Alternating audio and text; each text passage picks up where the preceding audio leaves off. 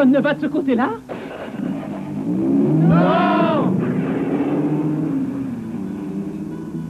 Ben, il vaut mieux être seul que mal accompagné. Et puis, après une journée assis, un peu de marche me fera du bien. Moi, mon week-end sera de repos complet. Étant tout seul, je peux me permettre de dormir toute la journée si ça me chante. Je n'ai pas à refaire mon lit, je mange des gâteaux devant la télévision. Que demande le peuple? Et quand je rentre le soir, je retrouve l'affection du plus fidèle ami de l'homme. Que demande le peuple?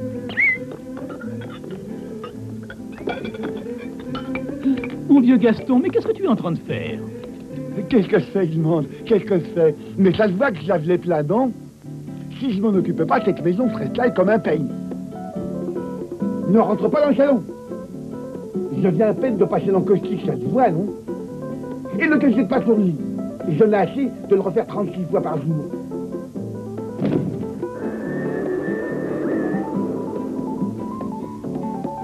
Pour passer un bon week-end, dites-moi ce qu'il y a de mieux que de lire un bon livre tout seul dans un coin des plus tranquilles. Je suis prêt, patron. Tu veux déjà sortir? Mais je suis à peine arrivé. Je savais, tu me traites comme un chien. Eh bien, après tout, Gaston... Je travaille comme un domestique. Je me tue à tout faire briller parce que le soir je veux sortir et toi tu me reproches ma condition canine. Écoute, il suffit que tu te taises et je t'emmène dehors, ça va? Allons au parc. Mais pour aller au cinéma, on n'est pas obligé de passer par le parc. Je n'ai aucune intention de t'amener au cinéma. T'as raison, qu'est-ce qu'on irait faire au cinéma? Tu sais ce qu'on va faire? On va aller au cinéma. Hein?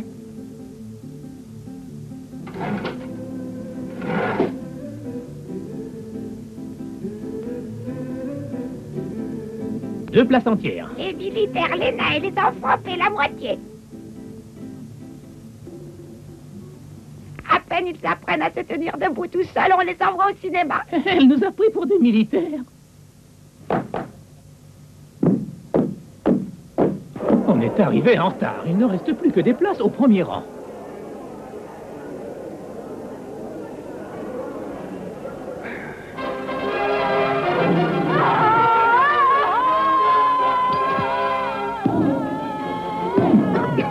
Rocky, je n'y vois plus rien.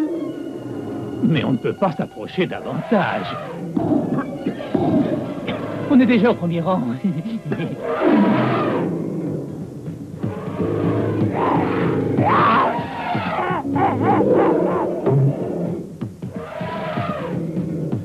Gaston, je comprends que tu n'y vois rien. Tu es assis dans le sens contraire. Rocky, si tu étais un peu plus courageux, tu ne ferais pas semblant de ne rien voir. Mais j'y vois très bien. Je te dirais même que ce film commence à me plaire.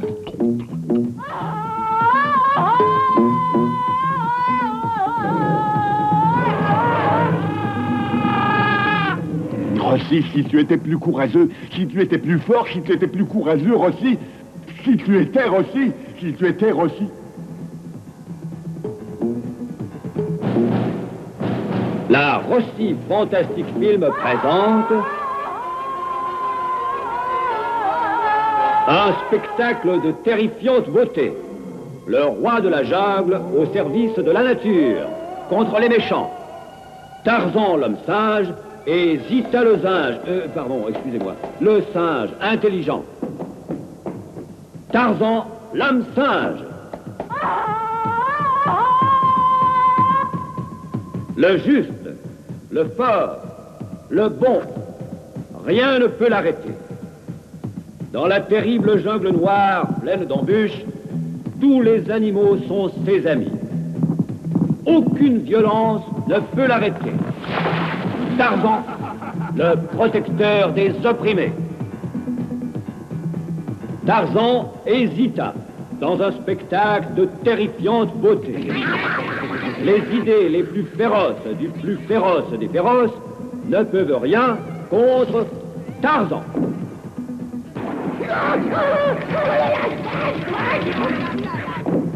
Tarzan, la terreur du mal.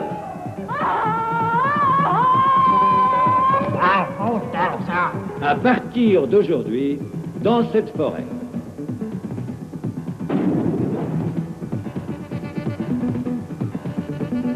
Eh, tu crois que c'est un endroit qui convient pour un parking? Excuse-moi, Tarzan, mais je ne me sens pas très bien.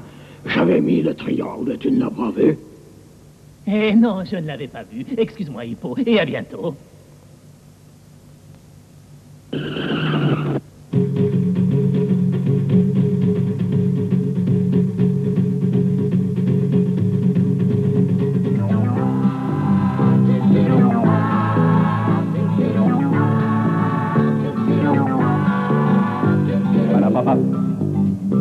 Voilà, papa. Pipi, pipi. Voilà, papa. Voilà, papa. Pipi, pipi. Voilà, papa. Voilà, papa. What you worry, worry, what you worry, worry, what you worry, worry, what you worry, worry, what you worry, worry, what you worry, worry, Voilà, papa. Pipi, pipi. Voilà, papa. Voilà, papa. Voilà, papa. Pipi, pipi. Voilà, papa. Voilà, papa.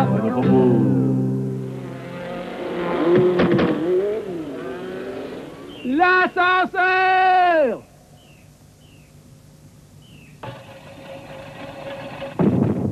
Ah, finalement, nous voici à la maison. Écoutons un peu les dernières nouvelles. C'est étrange. À cette heure-ci, il devrait y avoir le journal de la jungle, pas vrai? Excusez-moi, je suis resté bloqué à 2 baobabs d'ici. Il y a un de ces trafics. Bulletin de la jungle. Tarzan aujourd'hui a accompli 52 bonnes actions, parcourant pour cela 74 km en volant de liane en liane. Demain, les lianes et autres moyens de transport seront en grève. Et voici un peu de publicité. Utilise toi aussi le chewing-gum caoutchouc à base de pneus réchappés par en dessous. Il maintient votre dentier en place chez le dentiste. Évite que votre Éteins ça, Gaston, je déteste la publicité. Le chewing-gum caoutchouc est en vente partout. Blanc. La seule publicité qui m'intéresse est celle du nouveau téléphone qu'on appelle Tam Tam. Alarme bleue! Alarme bleue! Alarme bleue! Alarme bleue! Alarme bleue! Alarme bleue. Quelqu'un est en difficulté sur le fleuve. Allez, emmenez-moi au fleuve et en vitesse. Regarde là-bas, Gaston. C'est un éléphanteau en difficulté.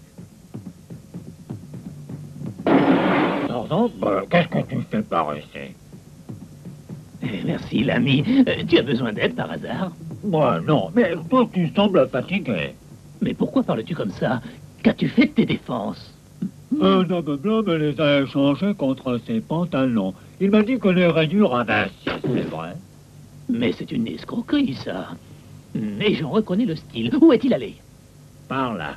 Ouais, ça me plaît bien. Et surtout, ça m'évite d'avoir à me laver les dents tous les matins. Quelle fatigue c'était. À moi, il m'a enlevé toutes mes plumes pour me les échanger contre ses pantalons. Et à moi, il m'a pris ma fourrure. À moi aussi. Et à moi aussi, tu sais, Tarzan. Avec ces échanges bidons, cet homme est en train de dénaturer la jungle tout entière. Taxi! Vite, suivons cette trace, il est passé par là. Et aussi par ici. Hey! Voilà. Arrête, tortue, ne lui donne pas ta carapace. Ce n'est pas vrai que les rayures amincissent. Fais-le voir de quelle boîte il chauffe, Rossi. Vas-y, vas-y, vas-y. Détruis-le, Rossi. C'est ça, détruis-le.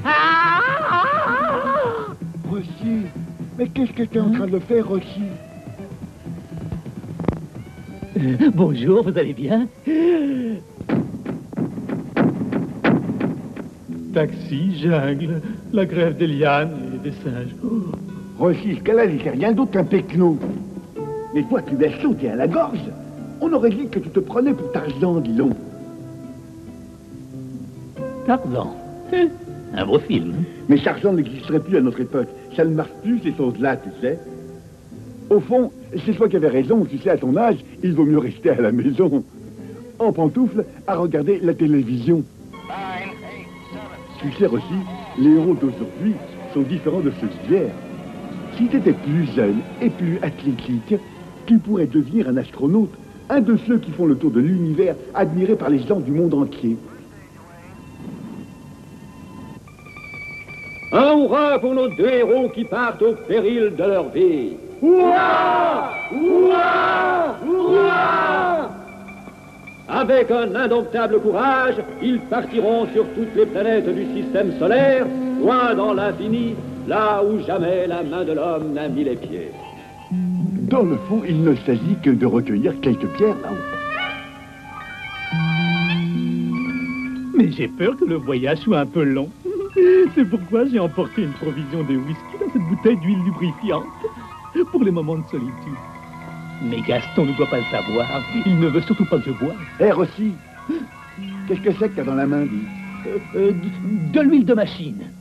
Donne-moi ça. Je vais la mettre de côté. Ça peut toujours servir. 5, 4, 3, 2, 1, départ! Non, excusez, alors on recommence. Hein. 5, 4, 3, 2, 1, départ!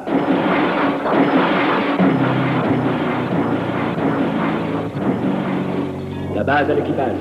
Actionnez les commandes manuelles.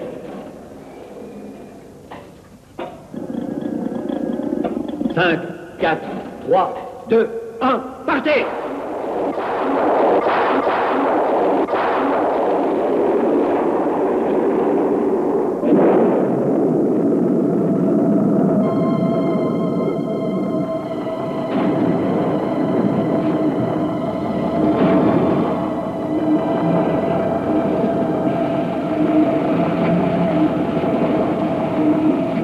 La base à Pierre de Lune numéro 1.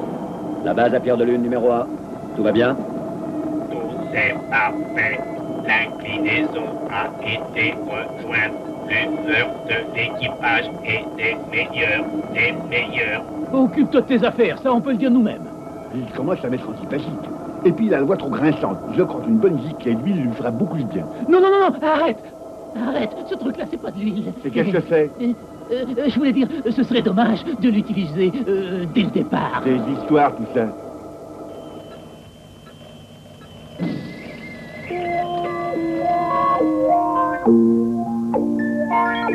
Rossi, quel genre d'huile as-tu choisi, hein? À haute gradation alcoolique, hein? Il m'a l'air complètement beurré, ton cerveau électronique.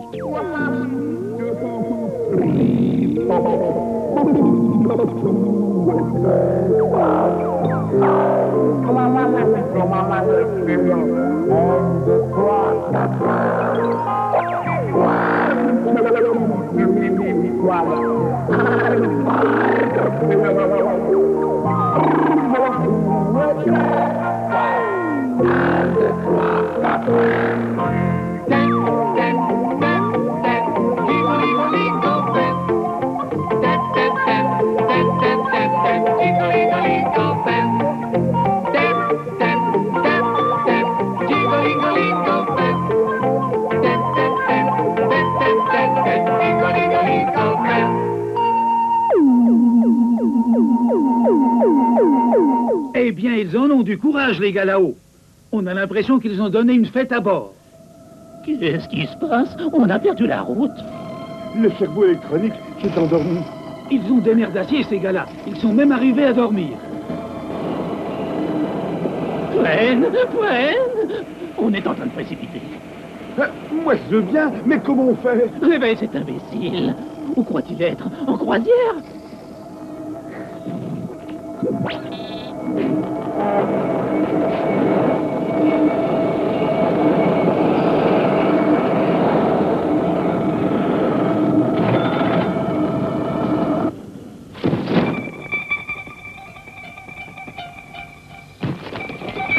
L'atmosphère de cette planète doit être très dense. On ne voit pas plus loin que le bout de son nez. Gaston, sors et ramène-moi quelques pierres.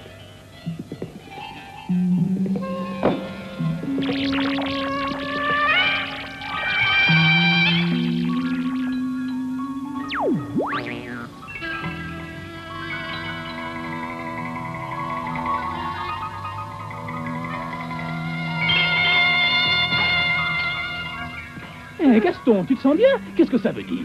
L'air que tu as respiré dehors t'a saoulé ou quoi? Je vais y aller moi-même avec quelques précautions.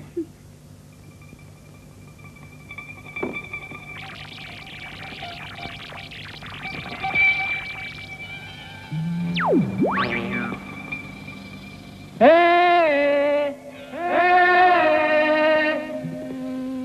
Tu sais où on est? Sur Gentilopolis, la planète la plus gentille du système solaire tout entier. La planète la plus gentille? Voilà, à Gentilopolis, les habitants sont tellement gentils que pour vous faire sentir à votre aise, ils vont jusqu'à prendre votre apparence et iront jusqu'à parler votre langue. On va voir, on va sortir et leur demander des pierres. Voilà qui est une très bonne idée.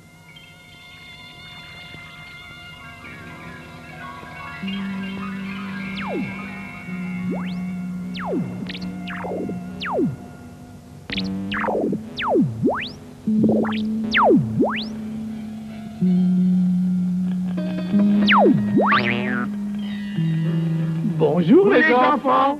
Bonjour les enfants. Oh, ils sont vraiment gentils. Tu as vu quel accueil franc et chaud? Faisons plus vite, demandons-leur les pierres et fixons le camp à 3e vitesse, je me sens pas très tranquille. Les amis, excusez-nous, pourrions-nous avoir quelques-unes de vos pierres? Bien sûr, servez-vous. Prenez celle-ci et celle-là. Il y en a autant que vous voulez. Ah, c'est un plaisir de vous rendre heureux avec si peu de frais. En voilà encore. Au revoir, au revoir.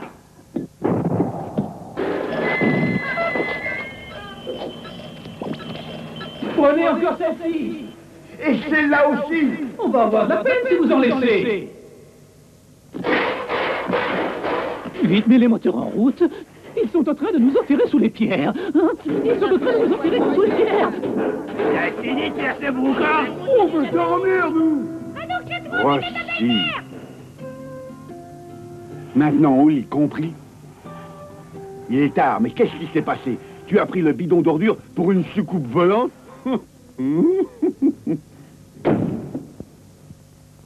Réveil! C'est l'aube, réveil! Réveillez-vous! Réveillez-vous!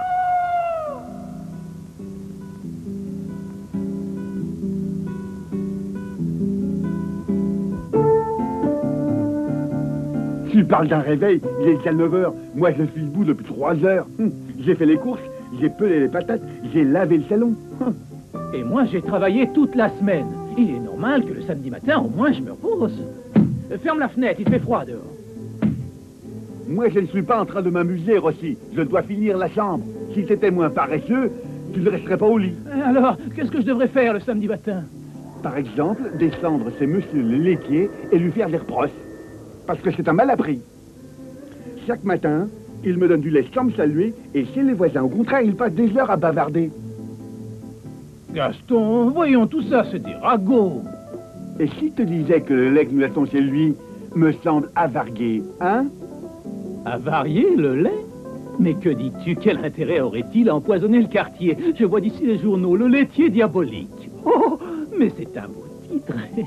Si j'étais Sherlock Holmes, je saurais comment conduire l'enquête. Avant tout, j'appellerais...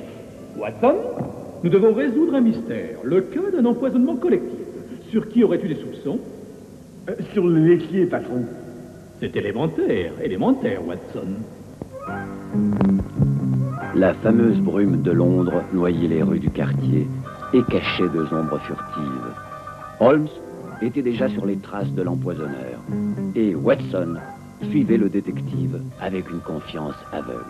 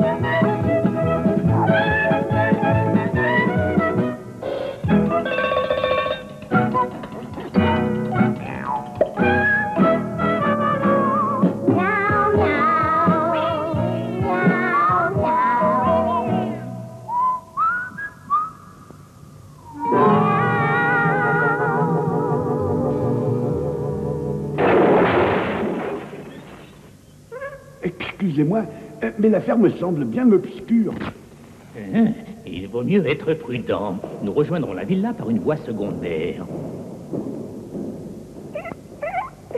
Toujours pareil, se croient tous malins quand ils utilisent les égouts comme raccourci.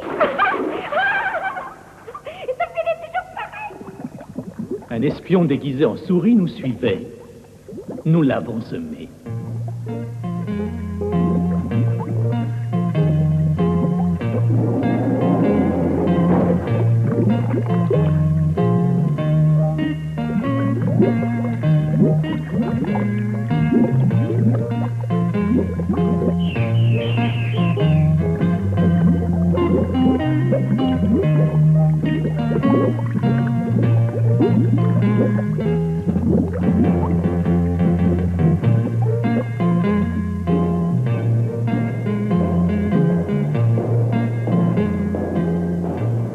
On est bloqué, chef. On ne peut pas aller plus loin. Je vois. Mais c'est étrange qu'il n'y ait pas de passage secret, Watson.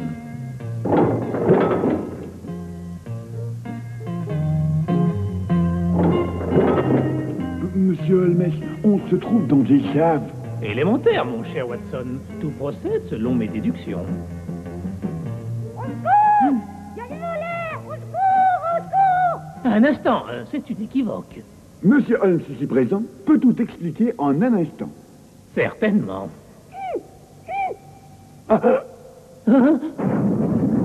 Élémentaire, Watson.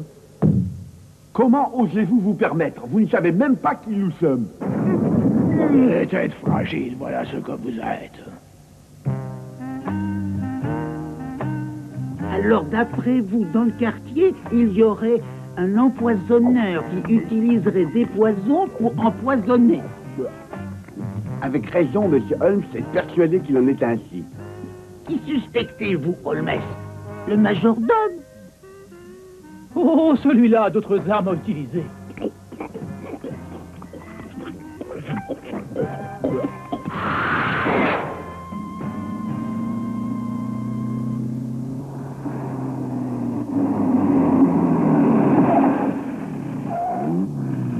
C'est lui, le laitier diabolique. Enfermez-vous dans vos chambres. Il ne doit pas se rendre compte que nous l'attendons. Laissez-nous faire, allez. Ah, comme c'est intéressant. C'est depuis la découverte de l'Amérique que dans ce château n'arrivait rien de nouveau. Allez, viens, grand-père. Il va falloir se fondre dans l'ambiance.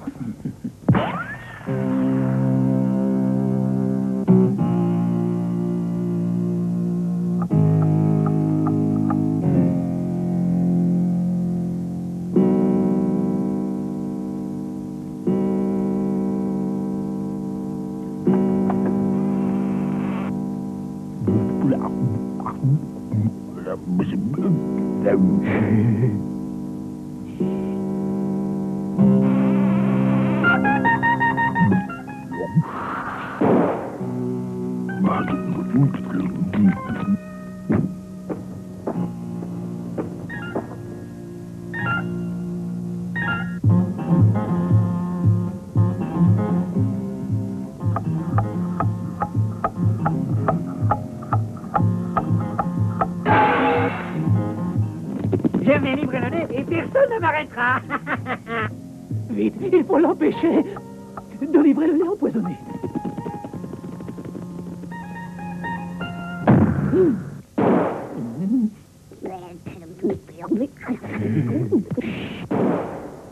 Un peu de retenue, Watson. On est en train de résoudre le cas. Hé, ouvrez! Surtout ne buvez pas!